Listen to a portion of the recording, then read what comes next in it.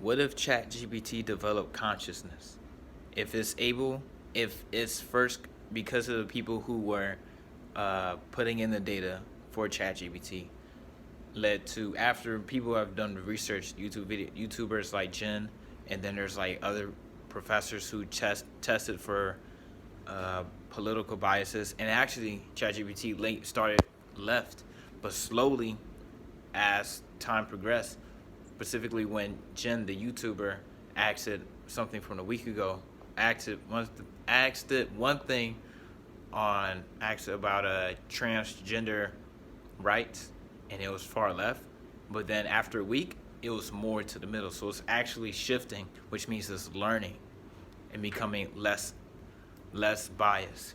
And if it's able to learn in that way, is that possible for it to develop consciousness? That's one really interesting thing. Jen, the YouTuber, said, not me, but I think that's really interesting. Also, Alex Hormozis said something like that. The second thing is, if giant corporations are owning information, and they're with censorship, they're limiting not even, I won't say freedom of speech, but limiting different information, only allowing the information that they think is allowed. I mean, of course, there's some extreme examples, but if only certain information is allowed through the giant corporations who own media, Twitter, Facebook, Instagram, Facebook owns Facebook. Facebook owns Facebook and Instagram, giant medias, and they are able to filter out information and only allow certain amounts. If possible, if they're as cynical as I can be, it's possible to be so filtered to slowly shift everyone's beliefs into thinking the same thing because everyone's receiving the same information. And because that's the information that you have, you got to make judgment with the information that you have. And if everyone's given the same information and is slowly taught the same thing, then everyone will make the same judgment. If everyone has the same judgment and start to have the same thoughts because of the stuff that's around them through all the suggestion of the media, then everyone will start slowly have similar wants and needs, which is great for the companies that now has created a perfect consumer through auto suggestion of the information that they allow on media. So now everyone's thinking in a similar way. So then it's like, okay, now we understand what our consumer wants because we slowly created the consumer. We understand their wants, their needs, their values, because now they're slowly, first they categorize. We have the online servers and stuff, and it goes back to marketing. And then now through media, you created a consumer. You're not the perfect, your ideal consumer. Not even ideal consumer, but you understand them completely because you know what they listen to, you know what they watch. And that goes back to marketing and why information is so important. So if you're able to do that and transition everyone to think the same, if there is no diversity of thought and then everyone is thinking the same thing, there's probably some better ways to put it.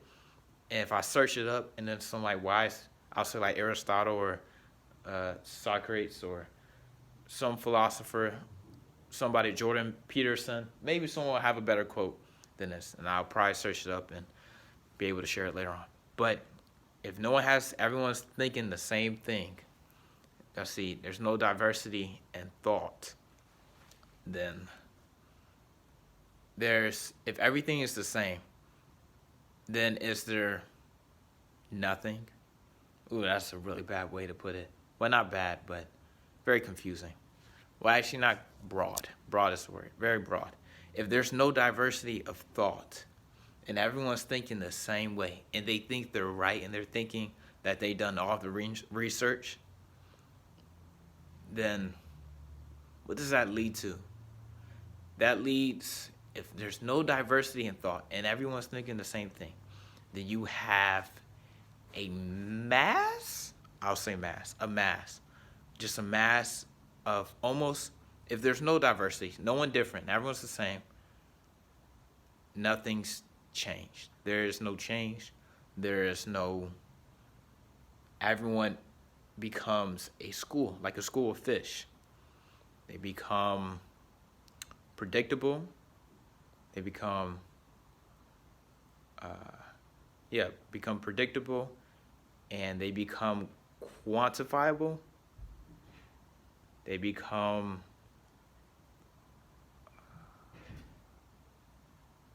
dumb. For lack of a better word, it's like the fish asking for what is water in its life, but they have no idea, but they're just continue on. No self-awareness. Something like that.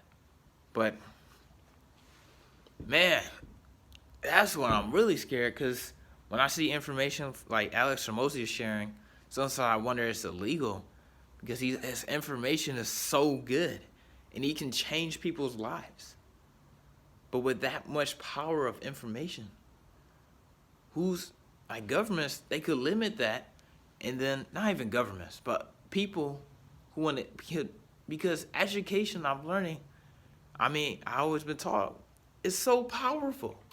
So if you're able to limit the education and keep people dumb, it's the smarter people who are in control. If you're able to, so keep them dumb, and then if everyone's thinking the same, they're predictable, does that make them dumb? If they're not able to critically think and question their beliefs, then yes. But I say that's really scary. And that's why I'm going to be very skeptical. And I know I'm not the only. I know there's some people that are known as like crazy people for thinking almost the same thing as me. But I know the more I learn, the stronger, the more I develop myself and continue on my life and share everything that I've learned. I know hopefully it's useful, and I know there's other people. There's 7 billion people. I know I'm not the only one having these thoughts, especially with my level of intelligence and experience, which is more than others, but far less than many. So with that, not trying to scare anybody, but I will say that these are things that people should know and should note, like, okay, just to be aware of, this is possible, and this could lead with ChatGPT, artificial intelligence, which has started so long ago. It's so it's like I'm just now being caught up to what's going on, and there's more going on in the loop. There's Michael Modon. He's the global relations director for TikTok. I met with him at the University of Akron at a business event, and I asked him, so how did you know that TikTok was going to be like so not profitable, but so valuable? And he was like, because I was just in the loop. He was in the loop. He was in that niche, and because he was so down and deep into it, he was made first. He learned about it first and was able to help build it to where it is today. So I know the more I learn, the higher I go, as in like the network of people, the more information I will have that will be made available to me, and the more I'm going to understand. And the more it's probably going to make me freak out and get nervous. But so far, I think a friend of mine, I'm not going to say his name. What happened if because someone finds this and they're like, I got to take down people who can critically think and are self-aware. So I'm not going to say his name. But told me that Eddie Griffin has a saying. Oh, shoot, I forgot the saying. I may butcher this. But it's something like, luck, it's good that free thinking or critical thinking isn't illegal yet. That is funny. Information is so powerful, and if it's more widespread, there's going to be regulations on it. And then with those regulations on the information that's allowed comes power to those who place those regulations. And power, there's a power quote. It's like absolute power has something. 1 second. Boop, boop, boop, boop. Power quote. Oh, absolute power corrupts absolutely. By best known quotation from 19th century British politician Lord Acton. He borrowed the idea from several other writers who had previously expressed the same thought in different words. Man, there's just too many. Everyone wants to do things that they believe is the best decision to make for whatever their intentions are, and it's scary, man. Cause I don't know. I mean, people say it's like only 20% of the information is actually on the Google, the public internet, and there's like 80% of the information is actually on the deep web. There's so much I don't know. Information is so valuable. Right information is so valuable. It's so powerful because it can lead to leverage. And it goes back to I'm not going to go on that long tangent. It's already 11 minutes long video.